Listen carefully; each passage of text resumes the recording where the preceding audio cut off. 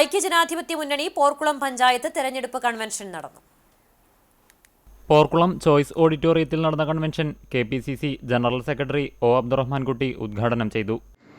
എല്ലാ ദൈവവിശ്വാസികളെയും വഞ്ചിച്ചുകൊണ്ട് രാജ്യത്ത് പച്ചപ്പകൽ ശബരിമലയിലെ ഭക്തരുടെ സമ്പാദ്യം, ഭക്തരുടെ നിക്ഷേപം അതെല്ലാം പച്ചപ്പകൽ കൊള്ളയടിച്ചിട്ട്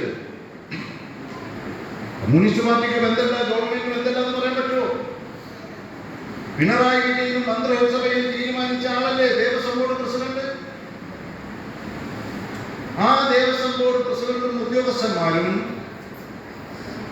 അതുപോലെ തന്നെ കമ്മ്യൂണിസ്റ്റ് പാർട്ടിയുടെ മന്ത്രിയല്ലേ ദേവസ്വം മന്ത്രി, അവരെല്ലാം കൂടി കൊള്ള നടത്തിയപ്പോ എന്തുകൊണ്ട് BJP നേതാക്കന്മാർ ഒരു അക്ഷരം ഇതുവരെ പറഞ്ഞിട്ടില്ല? BJPയും CPMും കൂടിയുള്ള അവിശുദ്ധ കൂട്ടുകെട്ടാണ് സുരേഷ് ഗോപിയുടെ വിജയത്തിന് ആധാരം.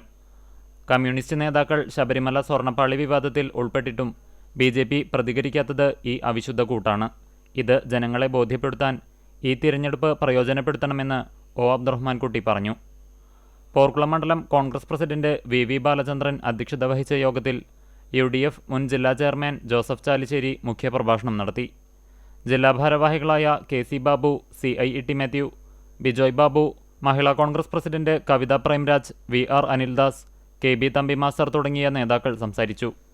തുടർന്ന് ജില്ലാ പഞ്ചായത്തിലേക്ക് മത്സരിക്കുന്ന MS മണികണ്ഠൻ, ബ്ലോക്ക് പഞ്ചായത്തിലേക്ക് മത്സരിക്കുന്ന professor N Radhakrishnan, MM Mahesh, പഞ്ചായത്തിലെ വിവിധ വാർഡുകളിലേക്ക് മത്സരിക്കുന്ന സ്ഥാനാർത്ഥികൾ എന്നിവരെ ഷാൾ അണിയിച്ച് കൺവെൻഷനിൽ പരിചയപ്പെടുത്തി.